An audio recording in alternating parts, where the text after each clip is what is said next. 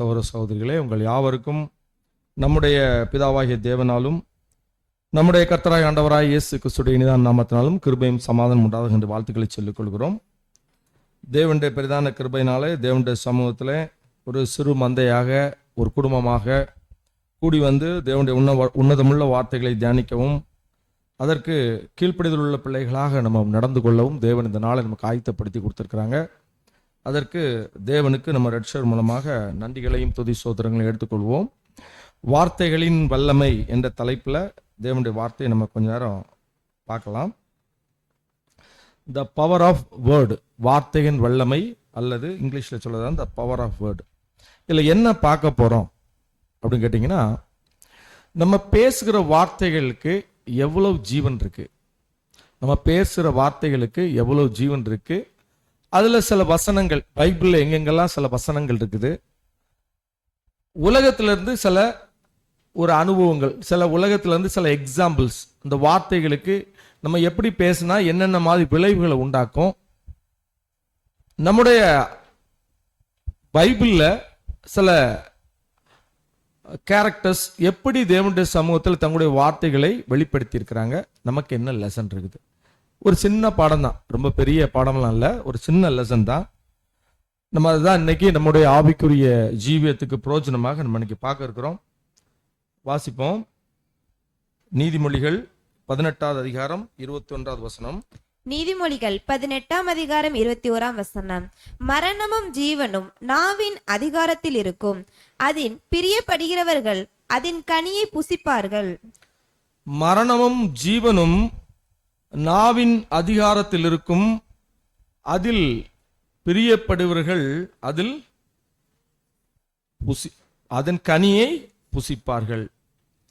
யாரெல்லாம் எந்தெந்த கனியை புசிக்கணும் அப்படிங்கிறத யார் தான் பிரியப்படணும், பிரியப்பட்டு இருக்கணும், நம்ம தான். அன்புக்குரிய சகோதரர்களே, ஜீவனை விரும்புகிறவர்கள் ஜீவனுக்குரிய கனியை என்ன செய்வாங்கன்னா புசிப்பார்கள். மரணத்தை விரும்புகிறவர்கள் மரணத்திற்குரிய கனியை அப்படின்னு என்னது? நம்முடைய வார்த்தைகள் அப்படின்னா என்ன, எப்படி புரிஞ்சுக்கிறது அப்படி கேட்டீங்கன்னா, நம்முடைய வார்த்தைகள் நம்மளையும் ஜீவனுக்குள்ள கொண்டு போகணும். நம்முடைய வார்த்தைகள் மற்றவர்களையும் எப்படி இருக்கணும், ஜீவனுக்குள்ள கொண்டு போகணும். ஒருவேளை நம்முடைய வார்த்தைகள் நம்மளையே ஜீவனில் கொண்டு போகாம மரணத்துக்குள்ள கொண்டு போகுதுன்னு வச்சுக்கோங்க, நம்முடைய வார்த்தைகள் மற்றவங்களையும் என்ன செய்யும், மரணத்துக்குள்ளதான் கொண்டு போகும். அன்புக்குரியவர்களே, அதனால தான் நம்ம பார்க்கிறோம், இந்த வசனம் என்ன சொல்லுதுன்னா, மரணம் ஜீவன் எதுல இருக்குதுன்னு கேட்டீங்கன்னா நம்முடைய வார்த்தைகள் இருக்குது. நம்ம எப்படி பேசணும் அப்படிங்கிறது ரெண்டுமே, மரணமானாலும் சரி ஜீவனாலும் சரி, நம்முடைய பேசுற வார்த்தைகள் ஒன்றெண்டும் இருக்குது அப்படிங்கிறத பார்க்கணும். இதுதான் ஆதார வசனமா நம்ம வச்சுட்டு கடந்து போகலாம் அடுத்த ஸ்டேஜுக்கு. நம்முடைய ஆண்டவருடைய வார்த்தைகள் எப்படி இருந்துச்சு? நம்முடைய ஆண்டவருடைய வார்த்தைகள், அவர் பேசி அநேக காரியங்களை நமக்கு அவர் வெளிப்படுத்திட்டே போறாங்க. அப்படி போகும்போது நம்முடைய ஆண்டவராய் வார்த்தைகள் எப்படி ஜீவனுக்கு எடுத்த காரியங்களா இருந்தாலும் ரொம்ப வெளிச்சமான பாதையில் அவர் சத்தியத்தை கொண்டு போறாங்க. அப்போ அது மத்தேயு 7:29 படிப்போம். பைபிள்ல மத்தேயு 7ஆம் அதிகாரம் 29ஆம் வசனம். என்றாலும் சாலமோன் முதலாய் 7:29 ஜனங்கள் அவருடைய போதகத்தை குறித்து ஆச்சரியப்பட்டார்கள். ஜனங்கள் அவருடைய போதகத்தை குறித்து ஆச்சரியப்பட்டாங்க. என்ன ஆச்சரியப்பட்டாங்க அப்படின்னா, அந்த வேத வசனங்கள் இதுக்கு முன்னால யாரும் இப்படி என்ன செய்யல, பிரசன்ட் பண்ணல. அந்த அளவுக்கு அது ஜீவன் கொடுக்கிற வார்த்தைகளா இருந்ததுனால ரொம்ப ஆச்சரியமா பேசி பார்த்துருக்கிறாங்க. அன்புக்குரிய சகோதரர்களே, இதான் நம்முடைய ஆண்டவராய் இயேசு கிறிஸ்துடைய வார்த்தைகள் எப்படி மற்றவங்களுக்கு இருந்தது அப்படிங்கிறத பார்க்கணும். இன்னும் பாருங்க, சில ஒரு உதாரணம் யோவான்ல பார்க்கிறோம். பரிசேயர் சரிசேயர் என்ன செய்யறாங்க அப்படின்னு கேட்டீங்கன்னா, ஆண்டவரை எப்படியாவது பிடிக்கணும், அவங்களை அகப்படுத்த வைக்கணும் அப்படிங்கிறதுக்காக யார் அனுப்புறாங்கன்னு கேட்டீங்கன்னா, போர் சேவர்களை அனுப்பி அவங்கள பிடிச்சிட்டு வர்றதுக்காக அவர்கிட்ட அனுப்புறாங்க. அப்போ படிங்க, யோவான் 7வது அதிகாரம் 2வது வசனம்.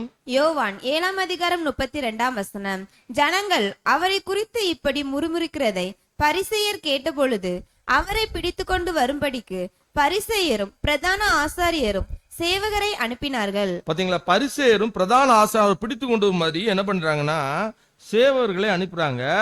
அப்போ அங்க போயிட்டு அவங்க ரிட்டர்ன் வந்து அவங்களோட அவர் பேசுற காரியங்கள் எல்லாம் கேட்டுக்கிட்டு ரிட்டர்ன் வந்து சில காரியங்களை நம்ம அந்த பரிசேயர் சரிசியிடம் வேத பாரகட்டையும் சொல்றாங்க. என்ன பண்றாங்க பாருங்க, பிரதான ஆசாரியட்டையும் என்ன சொல்றாங்க. யோவான் 7:45. யோவான் 7:45 பின்பு அந்த சேவகர் பிரதான ஆசாரியனிடத்திற்கும் பரிசேயரிடத்திற்கும் திரும்பி வந்தார்கள். இவர்கள் அவர்களை நோக்கி, நீங்கள் அவனை ஏன் கொண்டு வரவில்லை என்று கேட்டார்கள். 46.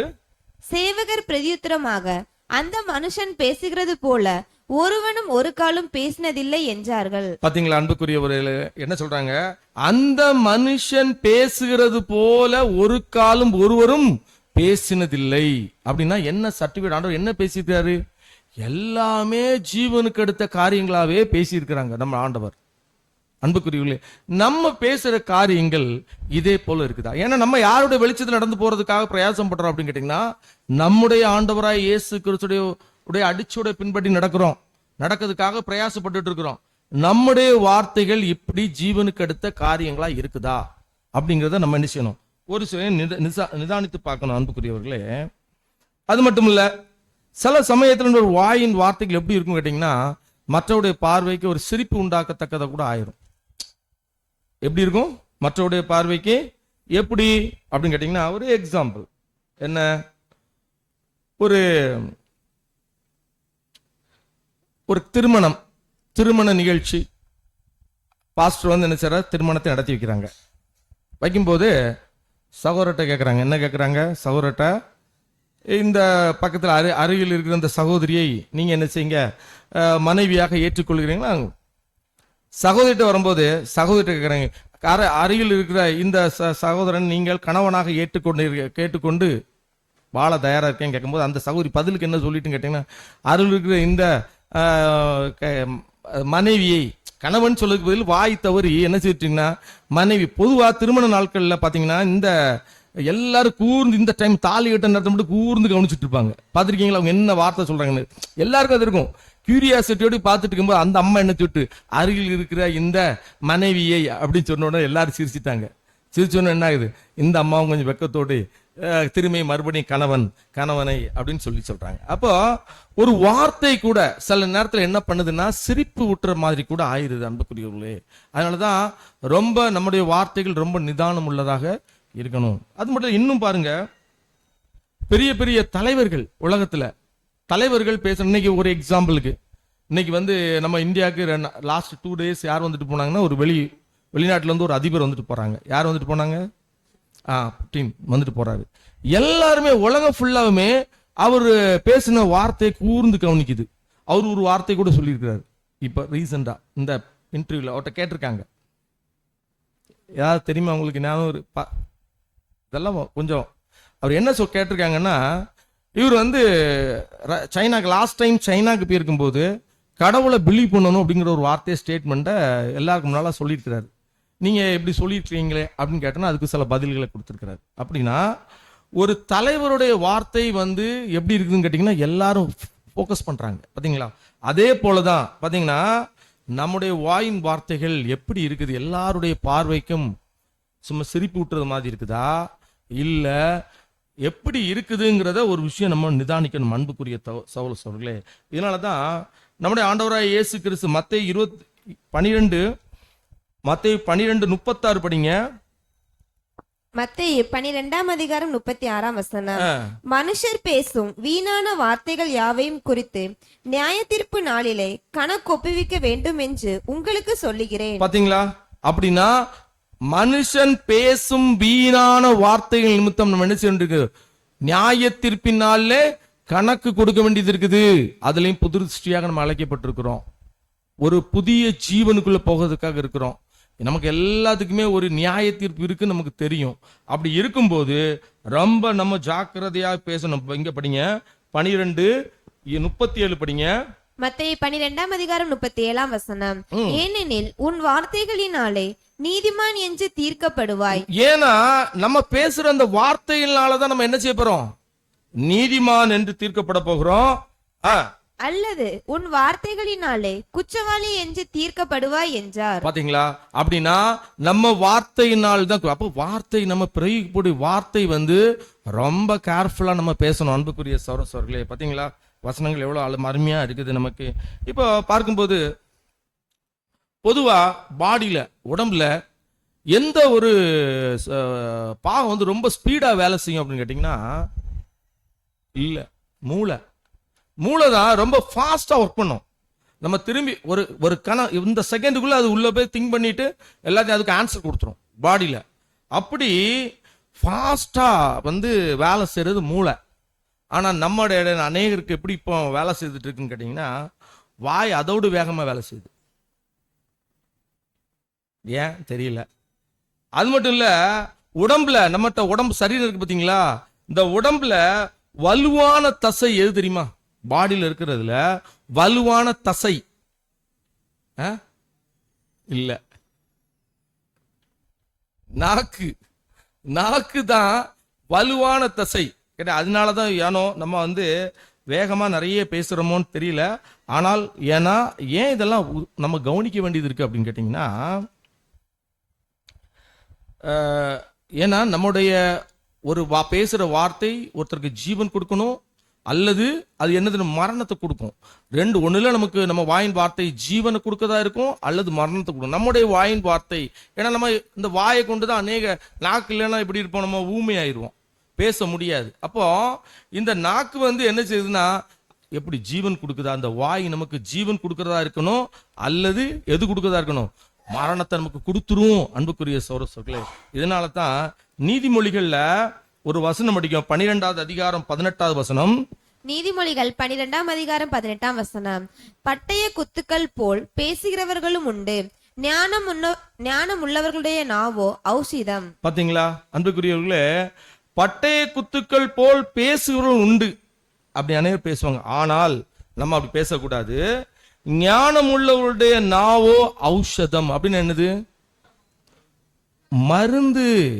பாருங்க, ஒரு மருந்து கொடுத்து ஜீவனுக்கு கொண்டு போகிற ஒரு விஷயம்தான் என்னது? தேவன் சொல்கிற இந்த ஞானம் உள்ளவன். அப்படின்னா அவன்கிட்ட இருந்து வாயிலிருந்து என்னதான் வருதான்? மருந்து போல வருது வார்த்தைகள். அது என்ன கொடுக்குதுன்னு கேட்டீங்கன்னா, ஜீவன் கொடுக்குது. அன்புக்குரிய சகோதரர்களே, அது என்ன கொடுக்குதுன்னா ஜீவன் கொடுக்குது.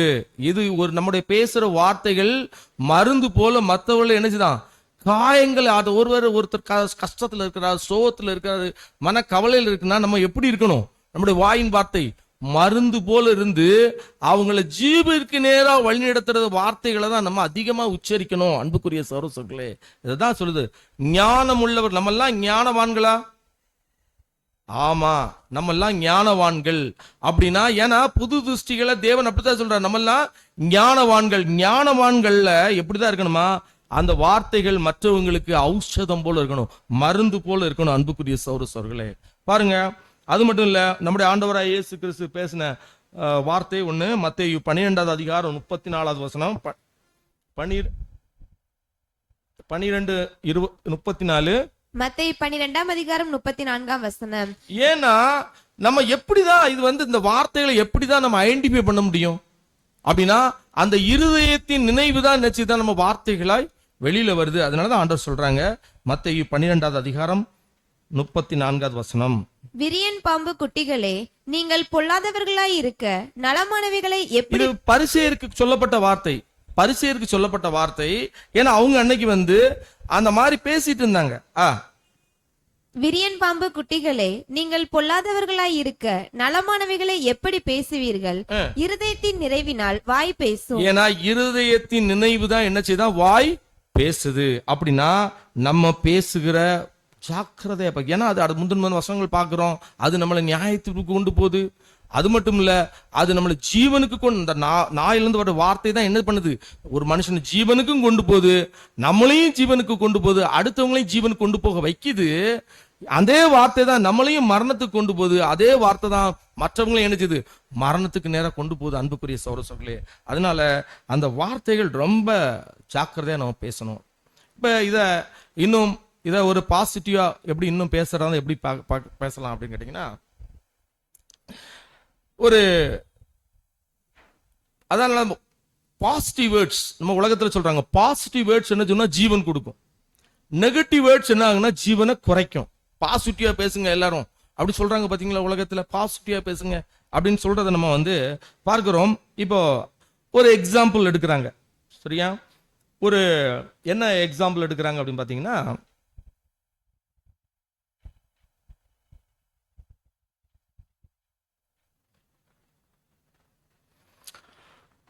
ஒரு யூனிவர்சிட்டி ஆஃப் விஸ்கான்ஸ் அப்படின்ட்டு ஒரு யூனிவர்சிட்டில இருந்து ஒரு காரியத்தை அவங்க எடுக்கிறாங்க. எப்படி என்ன பண்ணிருக்காங்கன்னா, 2 டீம், ஒரு எக்ஸாம்பிளுக்கு 2 டீமா பிரிக்கிறாங்க.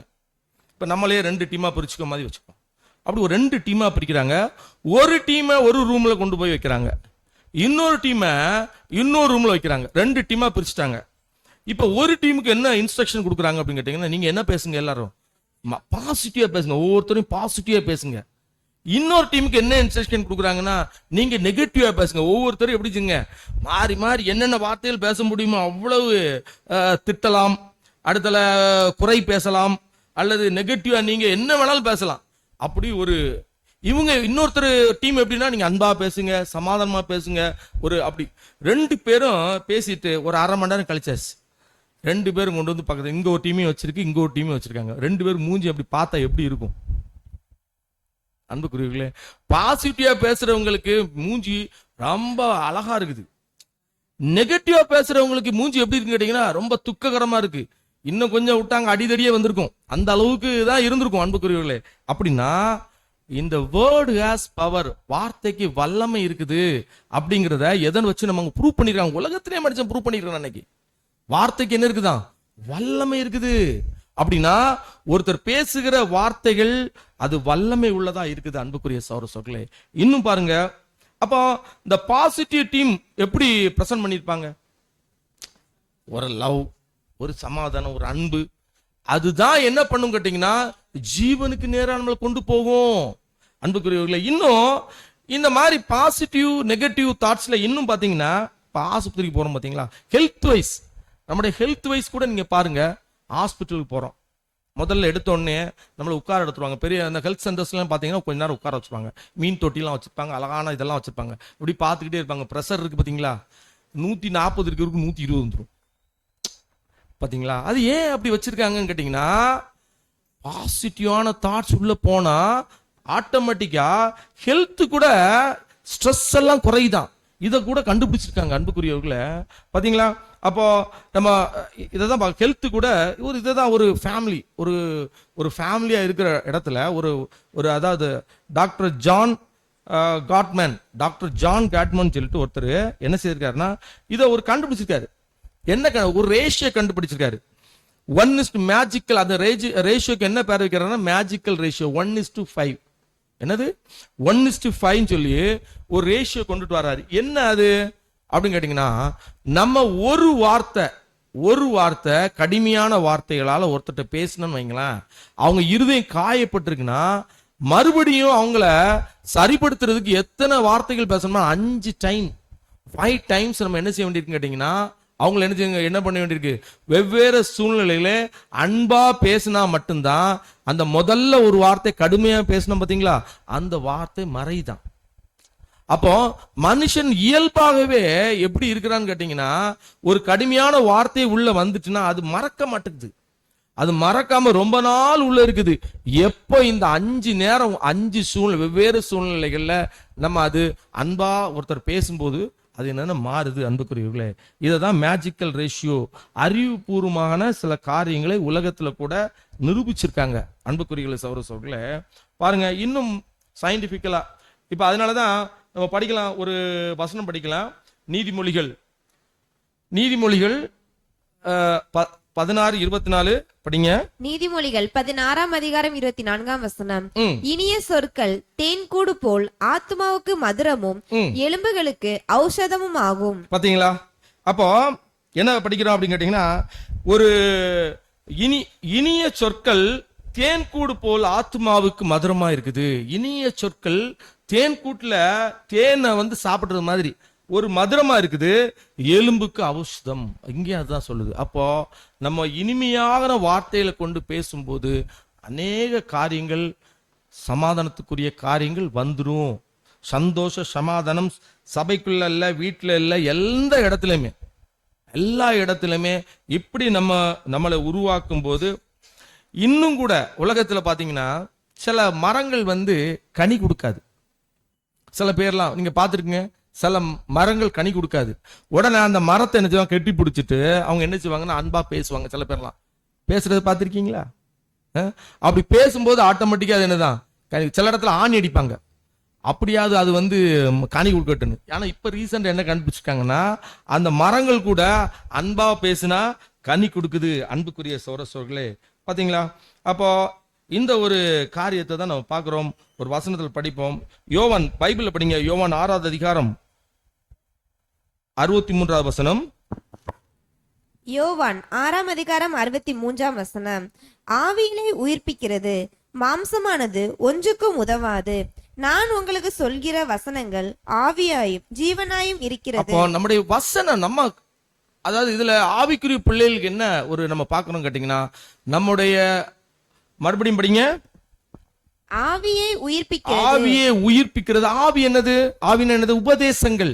ஆவி உயிர்ப்பிக்கிறது. மாம்சமானது ஒன்றுக்கும் உதவாது. நான் உங்களுக்கு சொல்லுகிற வசனங்கள் ஆவியாயும் ஜீவனாயும் இருக்கிறது. அந்த வசனங்கள் நமக்கு எப்படி இருக்குதான்? ஆவியாயும் ஜீவனுமாய் இருக்குது. அன்புக்குரிய சோரசோர்களே, பாருங்க, கொலோசியர் 4வது அதிகாரம் 6வது வசனம். கொலோசையர் 4ஆம் அதிகாரம் 6ஆம் வசனம். அவனவனுக்கு இன்னினபடி உத்தரவு சொல்ல வேண்டும் என்று நீங்கள் அறியும்படிக்கு உங்கள் வசனம் எப்பொழுதும் கிருபை பொருந்தினதாயும் உப்பால் சாரமேறியதாயும் இருப்பதாக. பாத்தீங்களா அன்புக்குரிய சோரசோர்களே, பாருங்க, நம்முடைய எப்பவுமே அவனுக்கு இன்னபடி உத்தரவு சொல்ல வேண்டும் என்று நீங்கள் அறியும்படிக்கு உங்கள் வசனம் எப்பொழுதும் கிருபை பொருந்தியதாக. நம்ம எப்போ பேசினாலும் ஒரு கிருபை உள்ள வார்த்தைகளை பேசிட்டு அது எப்படி இருக்கணுமானா உப்பால் சாரமேற்றப்பட்டதாகவும் இருக்க வேண்டும். அன்புக்குரிய சோரசோர்களே, பாருங்க, இன்னொரு வசனம் கூட படிப்போம். எபேசியர் 4வது அதிகாரம் 29வது வசனம். எபேசியர் 4ஆம் அதிகாரம் 29ஆம் வசனம். கெட்ட வார்த்தை ஒன்றும் உங்கள் வாயிலிருந்து புறப்பட வேண்டாம். பக்தி விருத்திக்கு ஏதுவான நல்ல வார்த்தை உண்டானால் அதையே கேட்கிறவர்களுக்கு பிரயோஜனம் உண்டாகும்படி பேசுங்க. பாருங்க, கெட்ட வார்த்தை ஒன்றும் உங்கள் வாயில் இருந்து புறப்பட. நம்ம யாராவது கெட்ட வார்த்தை பேசுறோமா? இல்ல. அப்படின்னா இது எதை சொல்லுது? கெட்ட வார்த்தை ஒன்றும் உங்கள் வாயிலிருந்து புறப்பட வேண்டாம். அப்படின்னா பக்தி விருத்திக்கு ஏதுவல்லாத எல்லா வார்த்தைகளும் ஏதுதான்? கெட்ட வார்த்தை. ஒரு எக்ஸாம்பிளுக்கு, நம்ம இன்னைக்கு உலகத்துக்குள்ள போறோம். உலகத்துல போனாலே உலகத்துடைய காரியங்கள் நம்ம பேசுவோம். இப்போ ஒரு எக்ஸாம்பிளுக்கு, உலகத்துல இப்ப பேப்பர் நியூஸ் எல்லாம் படிச்சுட்டு போயிருப்போம். ஒருத்தர் வருவாரு, அவர்கிட்ட என்ன சொல்லுவோம்னா கேட்போம். நம்ம கேட்போம், இல்லை அவரு கேட்பாரு, ஏதாவது ஒரு இன்ட்ராக்ஷன் வந்துடும்.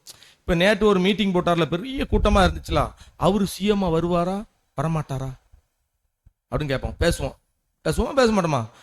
இப்படி இது நமக்கு என்னது? இது என்னதான்? கெட்ட வார்த்தையா? கேட்டீங்களா? இது இது இது நமக்கு பக்தி விருத்தியை உண்டாக்காது. இது உலகமான ஒரு காரியம். இந்த வார்த்தைகளை, இந்த மாதிரி பேசுற எந்த வார்த்தையும் என்னதான்? கெட்ட. யாக்கோபு 4வது அதிகாரம் 4வது வசனம் படிங்க. யாக்கோபு, பைபிள்ல படிங்க, யாக்கோபு 4:4. ஏன்னா அப்போஸ்தலன் யாக்கோபு சொல்லும்போது இந்த மாதிரியா பேசுற விஷயத்தை எப்படி சொல்றாரு? யாக்கோபு 4:4. யாக்கோபு 4ஆம் அதிகாரம் 4ஆம் வசனம். விபச்சாரரே, விபச்சாரிகளே, உலக சிநேகம் தேவனுக்கு விரோதமான பகை என்று அறியீர்களா? ஆகையால் உலகத்துக்கு சிநேகிதனாய் இருக்க விரும்புகிறவன் தேவனுக்கு பகையனாகிறான். அப்ப இந்த மாதிரி வார்த்தைகள் பேசுறது எதுதான்? உலகத்துக்கு நம்ம என்ன எப்படி இருக்கிறோம்? சிநேகிதமா இருக்கிறோம். அந்த காரியங்கள் நமக்கு வேண்டாம். அது தேவனுக்கு பிடிக்காத ஒரு காரியம். அது நமக்கு எப்படி பகையா இருக்குது. அதனால அந்த மாதிரி வார்த்தைகள் எதுவுமே பேசாண்டா. அடுத்தல பாருங்க, பக்தி விருத்திக்கு ஏதுவான நல்ல வார்த்தைகள் உண்டானால் அதையே கேட்கிறவர்களுக்கு பிரயோஜனம் உண்டாகும்படி பேசுங்கள். அப்படின்னா பக்தி விருத்திக்கு ஏதுவான காரியங்களை மட்டுமே நம்ம பேசுறது ஆவிக்குரிய பிள்ளைகளுக்கு நல்லது. அன்புக்குரிய சொல்ல அது நம்மளையும் ஜீவனுக்குள்ள கொண்டு போகுது, இன்னொருத்தையும் என்ன செய்யுது, ஜீவனுக்குள்ள கொண்டு போகுது. அன்புக்குரிய சோர சொல்கிறத பார்க்கிறோம். இன்னும் பாருங்க, உலகத்துல இருந்து இன்னொரு எக்ஸாம்பிள். டாக்டர் மசோரா எமோட்டாசா வாட்டர் எக்ஸ்பெரிமெண்ட் ஒரு எக்ஸ்பெரிமெண்ட். இவர் ஒரு ஜப்பான் நாட்டை சார்ந்தவர். இவர் ஒரு எக்ஸ்பெரிமெண்ட், இதெல்லாம் நெட்ல இருக்குது, நம்ம சொந்தமா எடுக்கல. அப்போ இவர் ஒரு எக்ஸ்பெரிமெண்ட், என்ன எக்ஸ்பெரிமெண்ட் பண்ணியிருக்கிறாருன்னா, தண்ணி இருக்கு பாத்தீங்களா, தண்ணிய ஒரு ரூம்ல வச்சிருக்காரு. இந்த ரூம்ல ஒண்ணு, அந்த ரூம்ல ஒரு தண்ணிட்ட போய் இவங்க என்ன நல்லதா பேசியிருக்காங்க, நல்லதா தண்ணிட்ட. அதுக்கு முன்னால தண்ணியை என்ன செய்யிருக்காங்கன்னா மைக்ரோஸ்கோப்ல வச்சு இப்படி கூர்ந்து பார்க்கும்போது அதோடைய மாலிகுல்ஸ் இப்படி இருக்கும் பாத்தீங்களா, ஒரு ஸ்ட்ரக்சர் இருக்கு, மாலிகுல் ஸ்ட்ரக்சர் இருக்கு பாத்தீங்களா. இந்த மாலிகுல் ஸ்ட்ரக்சர்ஸ் ரொம்ப பியூட்டிஃபுல்லா இருந்திருக்குது. அதே இது அந்த பேசின பிறகு 2 இடத்துல பேசுறாங்க. பேசின பிறகு பாத்தீங்கன்னா ஒரு மாலிகுல்ஸ் ரொம்ப இன்னும் பார்க்க பிரைட்டா இருக்குதான், ஒரு மாலிகுல்ஸ் எப்படி இருக்குதான், ஒன்னு டிஸ்ட்ராக்ட் ஆகி போய் நிக்குதான். மனுஷங்க மட்டும் இல்ல, இந்த தண்ணீர் உலகத்துல நம்ம ஜீவனுக்காக பயன்படுத்துற தண்ணீர் கூட என்ன பண்ணுது, இந்த மாதிரி இருக்குது அப்படின்னு கண்டுபிடிச்சிருக்காங்க. அன்புக்குரியவர்களே பாருங்க, படிப்போம். அப்போ ஒரு வசனம் படிப்போம். யோவான் 6வது அதிகாரம் 63வது வசனம். யோவான் 6ஆம் அதிகாரம் 63ஆம் வசனம். வாசிச்சதான். ஆவியே உயிர்ப்பிக்கிறது, மாம்சமானது ஒன்றுக்கும் உதவாது. நான் உங்களுக்கு சொல்லுகிற வசனங்கள் ஆவியாயும் ஜீவனாயும் இருக்கிறது. பாத்தீங்களா, நம்ம சொல்லுகிற வசனங்கள் ஆவியா. இன்னும் பாருங்க, இன்னொரு காரியம் கூட நம்ம பார்க்கிறோம். இப்ப ஒருத்தர் சபையில இருக்கிற ஒரு சின்ன நிகழ்வுகளை நம்ம எடுத்துக்கலாம்.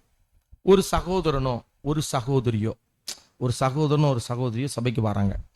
வரும்போது கொஞ்சம் ட்ரெஸ் எப்படி வரல, கொஞ்சம் எப்படி வந்திருக்காங்கன்னா கொஞ்சம் நீட்டா வரல அப்படின்னு வச்சுக்கோங்க. இப்போ அவங்கள எப்படி அணுகுவது,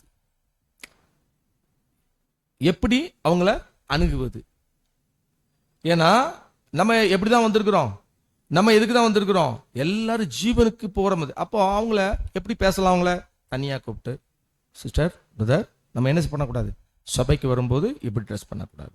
அதுக்காக கடுமையான வார்த்தைகளை பேசினா, இன்னைக்குள்ள யங்ஸ்டர்ஸ்க்குலாம் நீங்க கடுமையா பேசி பாருங்க.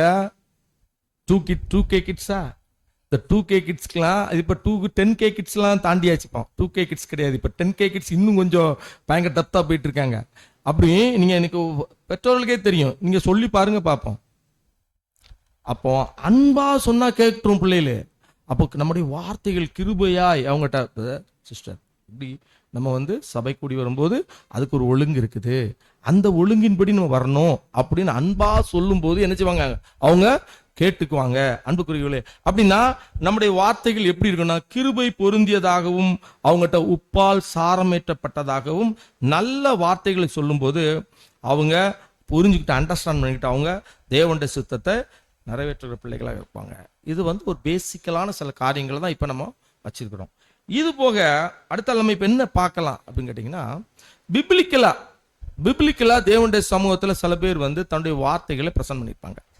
அது என்ன அப்படிங்கிறத பார்ப்போம். பாருங்க, பேதுரு நமக்கு நல்லா தெரியும், ஆனால் ரொம்பலாம் நம்ம வசனம் போடல, சின்னதா. பேதுரு நம்முடைய ஆண்டவராய் இயேசு கிறிஸ்து, பேதுரு என்ன சொல்ல, நீர் ஜீவனுள்ள தேவனுடைய குமாரனாகிய கிறிஸ்து அப்படின்னு சொல்லிட்டு அவரை ரொம்ப கிறிஸ்துன்னு வெளிப்படுத்தினது யாருன்னா அப்போஸ்தலர்கள்ல ஃபர்ஸ்டா பேதுரு தான். அப்படி வெளிப்படுத்திட்டு கொஞ்ச நேரத்தில் என்ன சொல்றாருன்னா, இது உமக்கு நேரிடக்கூடாது ஆண்டவரே, இது நீங்க மரணத்துக்குள்ள போகிறத நான் ஒரு நாள் அனுமதிக்க மாட்டேன் அப்படி சொல்றாரு. இன்னும் அவருடைய மரண நாட்களுக்கு முன்னால கூட அவர் என்ன சொல்றாருன்னு கேட்டீங்கன்னா, உங்களுக்கு நான் ஜீவன், உங்களுடைய மரணத்துக்காக போனீங்கன்னா நான் உங்களுக்காக ஜீவன் கூட கொடுப்பேன் சொல்லியிருக்கிறார்.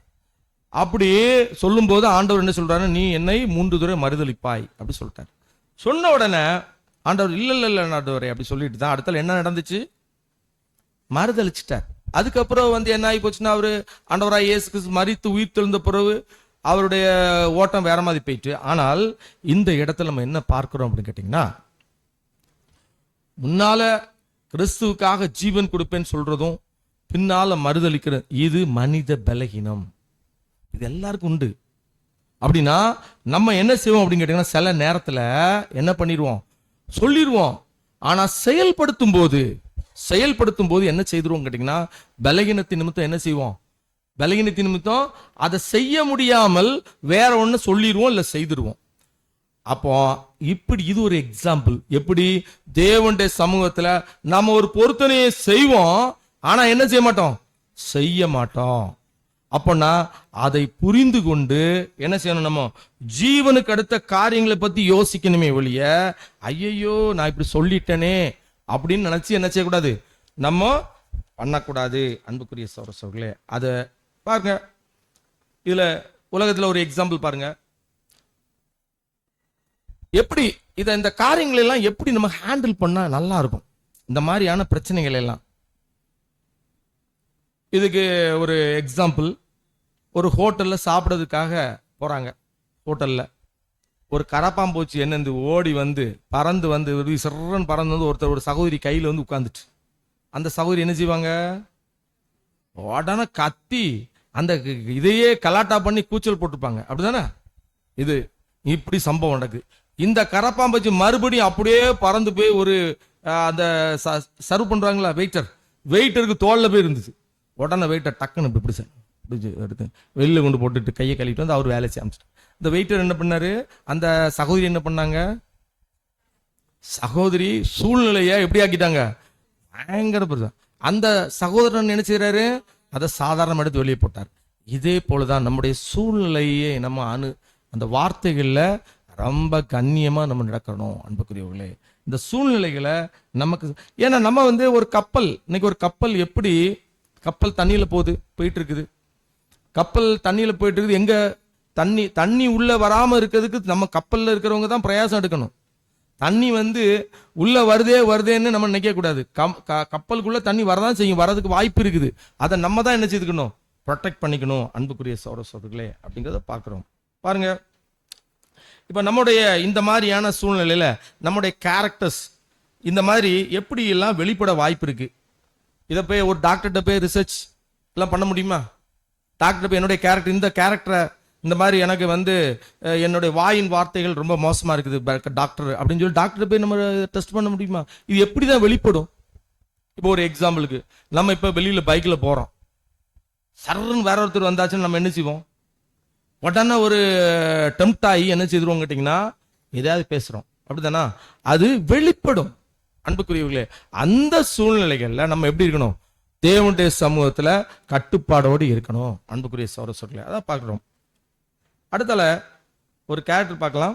ஒரு சகோதரி, எலிசாவின் நாட்கள்ல வாழ்ந்த ஒரு சகோதரி. இவங்களை பத்தி பைபிள் என்ன சொல்லு கேட்டீங்கன்னா, ஒரு கணம் பொருந்திய ஸ்திரீன்னு தான் சொல்லியிருக்குது. எது, யாராவது தெரியுதா, சொல்ல முடியுமா? சூனேமியால். பாத்தீங்களா? இவங்க இந்த சூனேமியாளுடைய வீட்டுக்கு, அந்த ஊருக்கு, சூனேமியால் ஊருக்கு எலிசா வரும்போது இவர் ஒரு தேவனுடைய மனுஷன்கிறத ஃபீல் பண்ணி என்ன செய்யறாங்கன்னா, அந்த அம்மா அவங்களுக்கு வீட்டில் தங்குறது இடம் கொடுக்குறாங்க, சாப்பாடு கொடுக்குறாங்க. இது நிமித்தம் மேலே வந்து அவங்களுக்கு தங்குறதுக்கெல்லாம் நல்ல போர்ஷன்லாம் ரெடி பண்ணி எடுத்து கொடுக்குறாங்க. இப்போ இதெல்லாம் பார்த்துட்டு எலிசாவுக்கு அவங்களுக்கு ஏதாவது செய்யணுமே அப்படின்னு சொல்லிட்டு அந்த சகோதரியிட்ட கேட்க சொல்றாங்க, கேஆர்எஸ் வழியா கேட்க சொல்றாங்க. அப்ப நான் நல்லா இருக்கிறேன், எனக்கு ஒண்ணுமே பிரச்சனை இல்லை, நான் அப்படின்னு சொன்னா இவங்க கேட்டு கடைசி அவங்களுக்கு குழந்தை இல்லைங்கிறத புரிஞ்சுக்கிட்டு அவரா என்ன செய்யறாருன்னா ஒரு குழந்தை பாக்கியத்தை தேவன்கிட்ட கேட்டு வாங்கி அதை கொடுத்துருந்தார். கொடுத்துட்டு படிப்போம். இப்போ பைபிள்ல படிங்க, சாரி இது வராது, இல்லதான் படிங்க. 2 ராஜாக்கள் 4வது அதிகாரம் 17ஆம் வசனம் படிங்க. 2 ராஜாக்கள் 4ஆம் அதிகாரம் 17ஆம் வசனம் முதல். அந்த ஸ்திரீ கர்ப்பம் தரித்து எலிசா தன்னோட சொன்னபடி ஒரு உற்பத்தி காலத்திட்டத்தில் ஒரு குமாரனை பெற்றாள். அந்த பிள்ளை வளர்ந்தான். ஒரு நாள் அவன் அறுப்பறுக்கிறவர்களிடத்தில் இருந்த தன் தகப்பன் அண்டைக்கு போயிருக்கும் போது தன் தகப்பனை பார்த்து, என் தலை நோகிறது, என் தலை நோகிறது, என் தலை நோகிறது என்றான். ரொம்ப வலி, அந்த குழந்தைக்கு வலி. அப்பொழுது அவன் வேலைக்காரனிடத்தில், இவனை இவன் தாயினிடத்துக்கு எடுத்துக்கொண்டு போய் விடு என்றான். அவனை எடுத்து அவன் தாயினிடத்தில் கொண்டு போன போது அவன் மத்தியானம் மட்டும் அவள் மடியில் இருந்து செத்து போனான். கொஞ்சம் பாருங்க, அவன் மடியில் இருந்து செத்து போனான். இப்போ இப்போ இப்போ செத்து போயிட்ட. இப்ப நம்ம அதங்க பார்க்க, இங்க பாருங்க, நம்ம வந்து இப்படி ஒரு குழந்தைய தேவன் ஒரு தீர்க்கதரிசனமா தந்து அந்த குழந்தை செத்து போச்சு. நம்ம தேவனுடைய சமூகத்துல என்ன ரியாக்ட் பண்ணுவோம்? நம்ம என்ன ரியாக்ட் பண்ணுவோம்னு கேட்டு, இதுக்கு தராமலே இருந்திருக்கலாமே ஆண்டவரே, என்ன ஏன் இப்படி எல்லாம் நீங்க இப்படிதானே சொல்லியிருப்போம். ஆனா அந்த அந்த ஸ்திரீ பாருங்க, கணம் பொருந்திய ஸ்திரீ என்ன சொல்றாங்கன்னு அடுத்த வசனம் படிங்க. 26:4-26 2 ராஜாக்கள் 4:26 கடைசி வசனம். நீ அவளுக்கு எதிர்கொண்டு ஓடி, நீ சுகமாய் இருக்கிறாயா? நீ சுகமாய் இருக்கிறாயா? உன் புருஷன் சுகமாய் இருக்கிறானா? அந்த பிள்ளை சுகமாய் இருக்கிறதா என்று அவளிடத்தில் கேள் என்றான். அவள் சுகந்தான் என்று சொல்லி, பாருங்க, அவள் சுகந்தான் என்று சொல்லு. குழந்தை எப்படி இருக்குது? சுகமா இருக்கிறான். இப்படி நம்ம சொல்லுவோமா அன்புக்குரியவர்களே? நம்முடைய வாய் என்ன சொல்லும்? கொஞ்சம் திங்க் பண்ணுவோம். தேவனுடைய சமூகத்துல அந்த ஸ்திரீ என்ன சொல்றாங்கன்னா, என் குழந்தை எப்படி இருக்குது? சுகமா இருக்குது. பாருங்க, ஒரு கஷ்டமான சூழ்நிலை, ஒரு தன்னுடைய பிள்ளை மரணத்துக்குள்ள இருக்குது. இத மாதிரி ஒரு கஷ்டம் யாருக்குமே இருக்காது, வருமா இருக்காது. ஆனால் தேவனுடைய சமூகத்துல அந்த அம்மா சொல்லுகிற ஸ்டேட்மெண்ட் என்னன்னு கேட்டீங்கன்னா, சுகமா இருக்கிறேன் என்று சொல்லு. அப்படின்னா அன்புக்குரியவர்களே கொஞ்சம் யோசிங்க, அந்த அம்மாக்கு என்ன பிலீவ் இருந்திருக்கும்?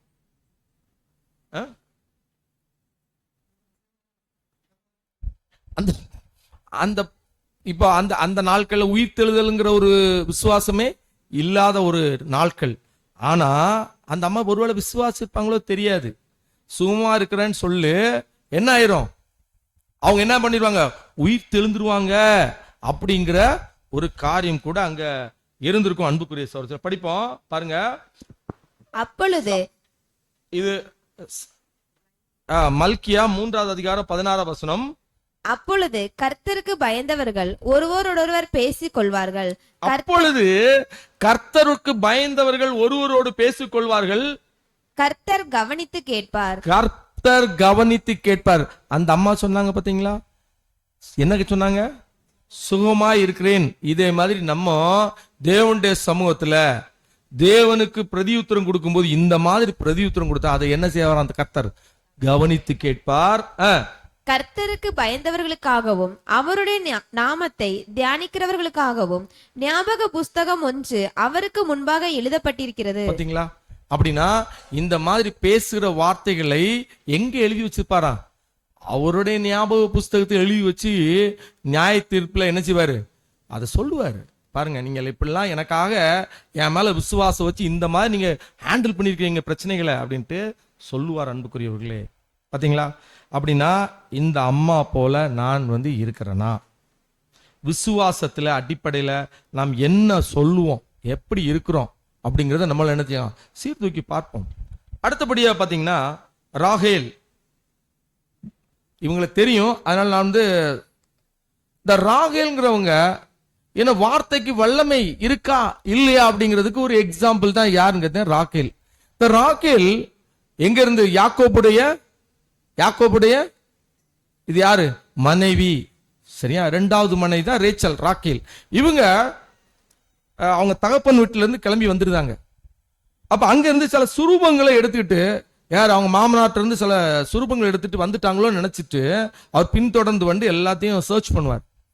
சர்ச் பண்ணும்போது ராகேலையும், அவங்க ஒரு ஒட்டகத்துக்கு மேல உட்கார்ந்துருப்பாங்க, ராகேலையும் சர்ச் பண்ணதுக்காக வரும்போது அவர் அந்த அம்மாட்ட, அம்மா என்ன ஒரு பொய்யை சொல்லும் தெரியுமா? அவங்க அப்பா, நீங்க மன்னிச்சுக்கிடுங்க, நான் குதிரைக்கு மேல அந்த ஒட்டகத்துக்கு மேல இருக்கிறேன். இப்ப நான் ஏன்னா நான் இப்ப எப்படி இருக்கிறேன்? ஸ்திரீகளுக்கு கூடிய அந்த வழிபாடுகள்ல நான் இருக்கிறேன், அதனால என்னால இறக்க முடியாது, நீங்க மன்னிச்சுங்கன்னு சொல்லிடுவாங்க அவங்க. அப்போ அந்த அதுக்கு முன்னால அவங்க அப்பா என்ன சொல்லியிருப்பாருன்னா, இது யார்கிட்ட இருக்கு, அவங்க சாக கடவர்னு சொல்லியிருப்பாரு. இந்த ஸ்டேட்மெண்ட் அப்படியே அவங்க வாழ்க்கையில பழிச்சிடும். என்ன பழிச்சிடும்? அவங்களுடைய பிரசங்க நாட்கள்ல அந்த வழிபாடு நிக்காம அவங்க என்ன செய்வாங்க? மரித்து போறாங்க. அன்புக்குரியவர்களே, தேவனுடைய சமூகத்தில் நம்முடைய பேசுகிற வார்த்தைகள் ரொம்ப ஜாக்கிரதை உள்ளதாக இருக்கணும். அன்புக்குரிய சகோதரர்களே, இது மூன்றாவது ஒரு காரியம். நான்காவது ஒரு காரியம் என்னன்னு கேட்டீங்கன்னா, அப்போஸ்தலர் பவுல் சிறைச்சாலை பிடிச்சு எங்க போறாங்கன்னா, கப்பல் சேதத்துல கப்பல்ல பிரயாணப்பட்டு போறாங்க. பயங்கரமான ஒரு சூழல், இருண்ட ஒரு சூழல், எங்க கப்பல் போயிட்டு இருக்குன்னே தெரியல, நெருக்கம் இடுக்கம். அப்படி இருக்கும்போது அந்த மாதிரி சூழல்ல அப்போஸ்தலர் பவுல் ஒரு காரியத்தை சொல்றார் பாருங்க. என்ன சொல்றார் பாருங்க. அப்போஸ்தலர் நடவடிக்கை, அந்த கப்பல்ல எத்தனை பேர் போனாங்க தெரியுமா? 276 பேர். அன்புக்குரிய, அந்த கப்பல்ல போனவங்க மொத்த எண்ணிக்கை 276 பேர். அப்போஸ்தலர் 27வது அதிகாரம் படிங்க. 27, 22, 23, 24 படிங்க. அப்போஸ்தலர் 27ஆம் அதிகாரம் 22ஆம் வசனம் முதல். ஆகிலும் திடமனதாயிருங்கள் என்று இப்பொழுது உங்களுக்கு தைரியம் சொல்லுகிறேன். ஆயிலும் திடமனதாயிருங்கள் என்று இப்பொழுது யாருக்கு? சூழ்நிலை என்ன? கப்பல் உடைய போது, எல்லாரும் தண்ணியில விழுந்து என்ன செய்ய போறோம்? சாக போறோமோ இல்லையோங்கிற நிலை. இப்போ அப்போஸ்தலர் பவுல் சொல்லும்போது எப்படி இருக்காங்க? திடமனதாயிருங்கள். கப்பர் சேதமே அல்லாமல் உங்களில் ஒருவனுக்கும் பிராண சேதம் வராது. ஏனென்றால் என்னை ஆட்கொண்டவரும் நான் சேவிக்கிறவருமான தேவனுடைய தூதனானவன் இந்த ராத்திரியிலே என்னிடத்தில் வந்து நின்று, பவுலே பயப்படாதே, நீ ராயனுக்கு முன்பாக நிற்க வேண்டும். இதோ உன்னுடனே கூட யாத்திரை பண்ணுகிற யாவரையும் தேவன் உனக்கு தயவு பண்ணினார் என்றான். பாத்தீங்களா? அப்படின்னா தேவன் அவர் அந்த என்ன அவங்களுக்கு அவர் கொடுக்கிறாரு, இன்ஸ்ட்ரக்ஷன் கொடுக்கிறாரு. இன்றைக்கு என்ன பிரச்சனை வந்தாலும் எது வராது? கப்பருக்கு வேணா சேதம் வரும், என்ன வராது? பிராண சேதம் வராது. அடுத்த வசனம். ஆனபடியினால் மனுஷரே திடமனதாயிருங்கள், எனக்கு சொல்லப்பட்ட பிரகாரமே நடக்கும் என்று தேவனிடத்தில் நம்பிக்கையாயிருக்கிறேன். பாத்தீங்களா? இப்போ தேவனுடைய மனுஷன் நிமித்தம் ஒட்டுமொத்த அந்த கப்பல்ல இருக்கிறவங்க என்ன செய்யறாங்க? பாதுகாக்கப்படுகிறாங்க. பாருங்க, அந்த இடத்துல ஒரு ஒரு ஒரு இருட்டான சூழல், எங்க போயிட்டு இருக்குன்னு தெரியல, சாப்பிடல, இப்படி ஒரு பதட்ட நிலையில அப்போஸ்தலர் பவுல் அவங்க என்ன பண்றாரு? திடமனதாய் அவங்களுக்கு திடப்படுத்துறார். பாருங்க, நம்முடைய வாழ்க்கையில இந்த மாதிரி நெருக்கமான சூழ்நிலை, ஒரு டார்க் சூழ்நிலையில, encouraging words in dark time எப்படின்னு கேட்டா, ரொம்ப இருட்டான சூழ்நிலைகளை மற்றவங்களை எப்படி நம்ம ஒரு கோப்பு கொடுத்து அலைவா நம்ம எப்படி வச்சிருக்கிறோமா? அந்த மாதிரி சூழ்நிலை நமக்கு வந்திருக்குதா அப்படின்னா, நம்முடைய வாயின் வார்த்தைகள் எப்படி இருக்குன்னா மற்றவங்களுக்கு ஜீவன் கொடுக்கும். இதை யார் செய்திருக்காருன்னா, அப்போஸ்தலர் பவுல் கூட செய்திருக்கிறார் தன்னுடைய வாழ்க்கையில். அன்புக்குரிய சகோதரர்களே, எல்லாமே ஜீவனுக்குரிய ஒரு காரியம் தான். பட் ஒரு சம்பவமா இங்க நம்ம பார்க்கிறோம். நம்முடைய வாழ்க்கையிலும் அந்த மாதிரி தான் இருண்ட ஒரு காலமா இருந்தால் கூட நம்ம எப்படிதான் இருக்கணும் பாருங்க. சங்கீதம் 19வது சங்கீதம் 14வது வசனம் படிங்க. என் கண்மலையும் என் மீட்பர்மாய கர்த்தாவே, என் வாயின் வார்த்தைகளும் என் இருதயத்தின் தியானமும் சமூகத்தில் எப்படி இருக்கணும்? பிரதியா இருக்கணும், எப்பவுமே பிரதியா இருக்கணும். அன்புக்குரிய சகோதரர்களே, அதனாலதான் யாக்கோபு கூட 1வது அதிகாரம் 19வது வசனம் படிங்க. யாக்கோபு 1:19. ஆகையால் என் பிரியமான சகோதரரே, யாவரும் கேட்கிறதற்கு தீவிரமாயும் பேசுகிறதற்கு பொறுமையாயும் கோபிக்கிறதற்கு தாமதமாயும் இருக்க கடவர்கள். பாத்தீங்களா? ஆகவே என் பிரியமானவர்களே, சகோதரரே, யாவரும் கேட்கிறதுக்கு தீவிரமாயும் பேசுறதற்கு பொறுமையாயும் கோபிக்கிறதற்கு தாமதமாயும் இருங்கள் அப்படிங்கிறத நம்ம பார்க்கிறோம். நம்ம இந்த காரியங்களை நம்ம செய்யும் போது ஆட்டோமேட்டிக்கா நம்ம மற்றவங்கள்ட்ட என்னதான் பேசுவோம் கேட்டீங்கன்னா, நல்ல வார்த்தைகளையே பேச ஆரம்பிப்போம். அன்புக்குரியவர்களே, அடுத்தால ஒரு கேரக்டர் பாருங்க, எஸ்தர். நம்ம ஏற்கனவே இந்த காரியங்கள்லாம் முன்னால பார்த்ததுனால கொஞ்சம் வேகமா போயிடலாம். சின்ன சப்ஜெக்ட் தான் இது. நமக்கு எஸ்தரை பத்தி நல்லா தெரியும்.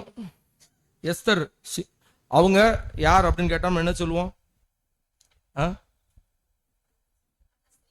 அகஸ்வேரி ராஜாவுடைய மனைவி. இவங்க கிட்டத்தட்ட சின்ன வயசுலயே எங்க போயிடுறாங்க கேட்டீங்கன்னா, அரண்மனைக்கு போயிடுறாங்க. அரண்மனையில அவங்கள என்ன பண்றாங்க? நல்லா பாதுகாத்து, என்ன பொதுவா அவங்களுடைய அரசாட்சி கீழே இருக்கிறவங்கள நல்ல அழகான ஸ்திரீகள் எல்லாம் எங்க கொண்டு வந்துருவாங்க, பேலஸுக்கு கொண்டு வந்துருவாங்க. அவங்கள பராமரித்து ஒரு ஸ்டேஜ்ல அவங்கள என்ன செய்வாங்க, ராஜாவுக்கு பிடித்தமான ஒருத்தரை திருமணம் செய்து வைப்பாங்க. அப்படி அவங்க திருமணமான வயசு வந்து நமக்கு தெரியும் 20 வயது. இந்த 20 வயதுல திருமணம் யாருக்குன்னா ஒரு ராஜாக்கு. இப்போ மொர்தகாய் யாருன்னு கேட்டீங்கன்னா அவருடைய வளர்ப்பு தகப்பன். இங்க சூழல் இப்படி இருக்குது. ராஜாவோ எப்படிப்பட்ட ராஜான்னு கேட்டீங்கன்னா ஒரு கோபமுள்ள ராஜா. இப்படி அந்த கோபமுள்ள ராஜா கிட்ட ஒரு மனைவியா இருந்து அவங்க வாழ்ந்துட்டு இருக்கிறாங்க. இப்படி வாழ்ந்துட்டு இருக்கும்போது ஒரு பிரச்சனை, அங்க ஒரு சூழல் வருது. யாருக்கு? யூதருக்கு எதிராக ஆமான் என்ன பண்றாலும் மிகப்பெரிய ஒரு காரியத்தை செய்யறதுக்கு திட்டமிட்டு இருக்கிறார். இப்படி திட்டமிட்டு இருக்கும்போது யாரு? இந்த எஸ்தர் வந்து ராஜாட்ட போய் பேசணும். எப்படி தயவா பேசியிருப்பாங்க, என்னென்ன காரியங்களும் அவங்கள வந்து அங்க அஃபெக்ட் ஆகி இருக்கிறாங்கன்னா, ஆமான் வந்து தப்பானவன். ஆமான் வந்து ரொம்ப க்ளோஸ் ஃப்ரெண்டு, ரொம்ப க்ளோஸ் ஃப்ரெண்டு. அவர் வந்து தப்பானவர்னு சொல்லணும், ஃபர்ஸ்ட் பாயிண்ட். ரெண்டாவது, தன்னுடைய ஜனங்கள் காப்பாற்றப்படணும். தன்னுடைய தகப்பன் மொர்தகாயை வந்து என்ன செய்யணும்னா பாதுகாக்கப்படணும். ஏன்னா மொர்தகாய்க்கு தான் தூக்கு மரத்தை ரெடி பண்ணி வச்சிருக்கிறார். அப்போ தன்னுடைய தகப்பன் வந்து என்ன செய்யணும், பாதுகாக்கப்பட வேண்டும் அப்படிங்கிறத நம்ம பார்க்கிறோம். இந்த சூழ்நிலையில எஸ்தர் எப்படி பேசியிருக்காங்க பாருங்க. எஸ்தர் 7வது அதிகாரம் 3 மற்றும் 4 வசனம். எஸ்தர் 7ஆம் அதிகாரம் 3ஆம் வசனம் முதல். அப்பொழுது ராஜாத்தியாகிய எஸ்தர் பிரதியுத்தரமாக, ராஜாவே, உம்முடைய கண்களில் எனக்கு கிருபை கிடைத்து ராஜாவுக்கு சித்தமாயிருந்தால் என் வேண்டுதலுக்கு என் ஜீவனும் என் மஞ்சாட்டுக்கு என் ஜனங்களும் எனக்கு கட்டளையிடப்படுவதாக. எங்களை அழித்து கொஞ்சு நிர்மூலமாக்கும்படி நானும் என் ஜனங்களும் விற்கப்பட்டோம். அடிமைகளாகவும் வெள்ளாட்டிகளாகவும் விற்கப்பட்டு போனாலும் நான் மௌனமாய் இருப்பேன். இப்பொழுதோ ராஜாவுக்கு உண்டாகும் நஷ்டத்துக்கு அந்த சத்துரு உத்தரவாதம் பண்ண முடியாது என்றால். பாத்தீங்களா, ராஜாட்ட அவங்க பேசும்போது என்ன சொல்றாங்கன்னா, எங்களை அழித்து கொன்று நிர்மூலமாக்கும்படி நானும் என் ஜனங்களும் விற்கப்பட்டோம் சொல்றாங்க. நாங்களும் எங்க ஜனங்களும் விற்கப்பட்டோம் அப்படி சொல்லிட்டு, அடிமைகளாகவும் வெள்ளாட்டுகளாகவும் விற்கப்பட்டு போனாலும் நான் மௌனமாய் இருப்பேன் அப்படி சொல்றாங்க. அப்ப உடனே ராஜா என்ன ஃபீல் பண்ணிருப்பாரு இந்த இடத்துல? ஒரு ராஜாத்தி இவங்க, என்னுடைய மனைவி, உங்களை யார் விற்க முடியும் அப்படின்னு ராஜா திங்க் பண்ணிருப்பார்ல. பைபிள் படிங்க, அடுத்த 2 வசனம் மட்டும். எஸ்தர் 7வது அதிகாரம் 4, 5, 6 மட்டும். எஸ்தர் 7ஆம் அதிகாரம் 5ஆம் வசனம் முதல். அதுக்கு ராஜா என்ன ரிப்ளை பண்ணாரு பாருங்க. அப்பொழுது ராஜாவாகிய அகாஸ்வேரு மறுமொழியாக ராஜாத்தியாகிய எஸ்தரை நோக்கி, இப்படி செய்ய துணிகரம் கொண்டவன் யார்? இப்படி துணிகரம் கொண்டவன் யார்? அவன் எங்கே என்றான். அதற்கு எஸ்தர், சத்ருவும் பகைனனுமாகிய அந்த மனிதன் இந்த துஷ்ட ஆமான் தான் என்றார். பக்கத்திலே தான் இருந்திருக்காங்க. இந்த துஷ்டன் ஆமான் தான். பாத்தீங்களா அன்புக்குரியவர்களே? அப்போ அந்த காரியத்தை அவங்க பிரசன்ட் பண்ணும்போது ராஜாக்கு முன்னாக எவ்வளவு அமைதலோடு, எவ்வளவு சாந்த குணத்தோடு என்ன சொல்றாங்கன்னா, நான் என்ன நடந்தாலும், விற்கப்பட்டு போனாலும் நான் எப்படி இருப்பேன்? மௌனமா இருப்பேன். நான் எப்படி இருப்பேன்? அப்படியே தேவனுடைய சமூகத்துல ஜெபம் பண்ணிட்டு அமைதியா இருக்கிறாங்க. அப்ப அதுக்குடைய ரிஃப்ளெக்ஷன் என்ன ஆயிடுத்து? அங்க தேவனே இந்த காரியங்களை கைகூட செய்கிறார். அன்புக்குரிய சோரசோர்களே பார்க்கிறோம் பாருங்க. அப்படின்னா நம்முடைய வாயின் வார்த்தைகள் எப்படி இருக்குன்னு கேட்டீங்கன்னா, ரொம்ப அமைதியலாக, ரொம்ப கண்ணியம் உள்ளதாக பேசும்போதே எப்படி பேசணும்னு கேட்டீங்கன்னா, ஒரு மற்றவங்களை காயப்படுத்த முடிய ஒரு பிரச்சனையான விஷயம் இது. அவங்களுடைய ஒட்டுமொத்த ஃபேமிலி வந்து சாக போகுது. ஒட்டுமொத்த அந்த அந்த யூதர்களுக்கும் ஒரு மிகப்பெரிய பாதிப்பு வருது. ஆனால் அது ஒரு ஆர்ப்பரிப்பு இல்லாமல் அமைதலோடு அந்த உத்தரவு ராஜாட்ட சொல்றாங்க. பாத்தீங்களா?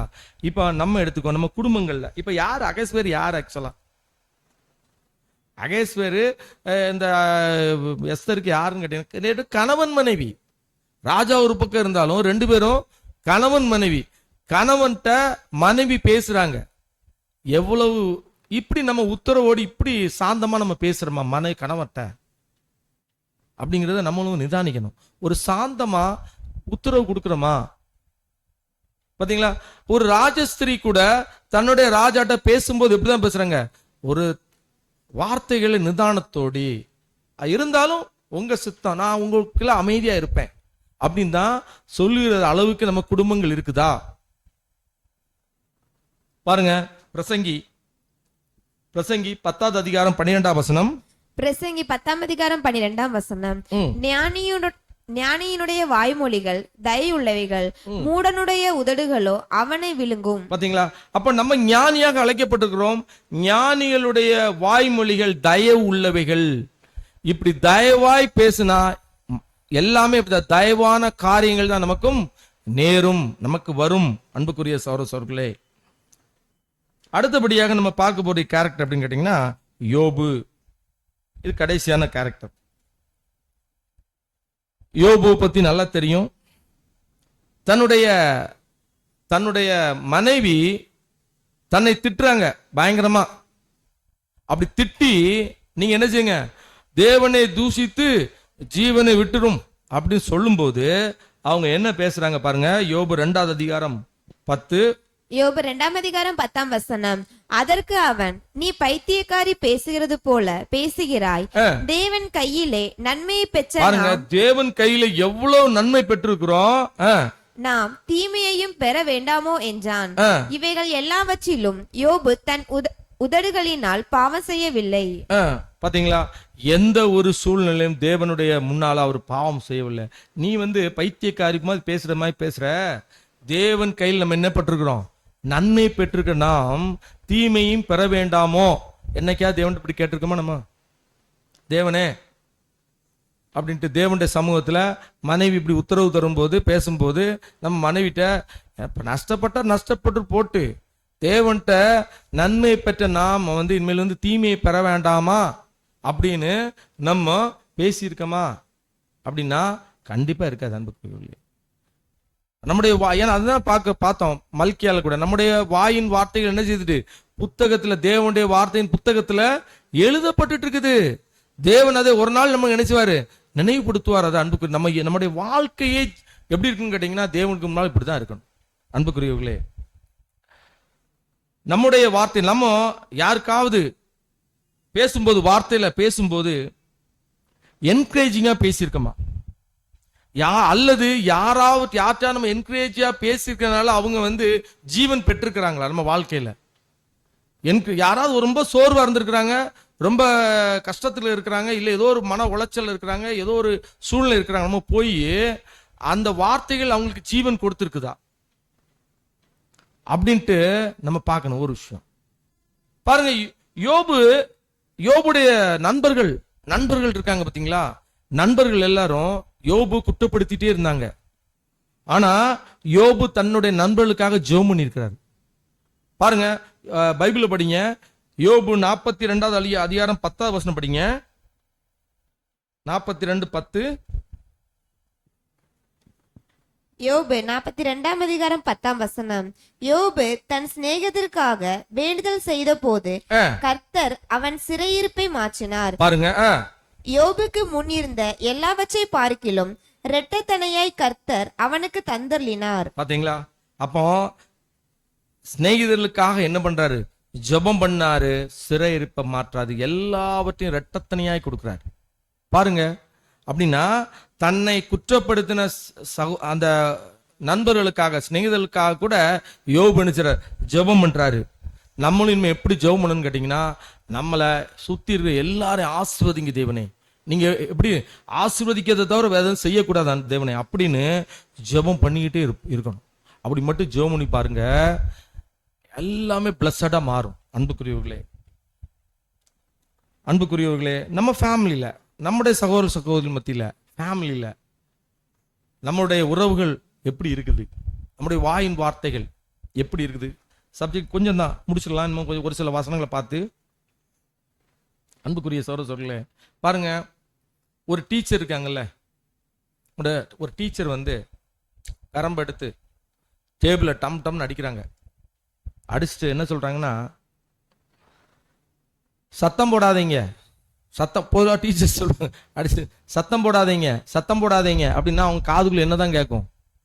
சத்தம் சத்தம் சத்தம் தாங்க, சத்தம் போட்டுட்டே இருப்பாங்க. எப்படி பேசணுமாம்னா, அமைதியா இருங்க, அமைதி. அது கூட உங்களுக்கு இதெல்லாம் உங்களுக்கு லெசனாக கொடுப்பாங்க. நீங்கள் பார்த்தீங்கன்னா கிளாஸஸ் கண்டக்ட் பண்ணும்போது சொல்லுவாங்க, அமைதலாயிருங்க அப்படி சொன்னால் பிள்ளைகளுக்கு காதுக்குள்ள அமைதல் போனால் அமைதி ஆகுமா? இது வந்து இயல்பா வந்து உலகத்தில் இருக்கிற காரியங்கள். அன்புக்குரிய சகோதரர்களே பாருங்க, இப்போ கடைசி ஒரு சில வசனங்களை வாசிப்போம். இத நம்முடைய நீதிமொழிகள் சங்கீதம் 19வது அதிகாரம் 14 வசனம். 19ஆம் சங்கீதம் 14ஆம் வசனம். என் கண்மலையும் என் மீட்பரும் ஆகிய கர்த்தாவே, என் வாயின் வார்த்தைகளும் என் இருதயத்தின் தியானமும் உமது சமூகத்தில் பிரீதியாய் இருப்பதாக. பாத்தீங்களா?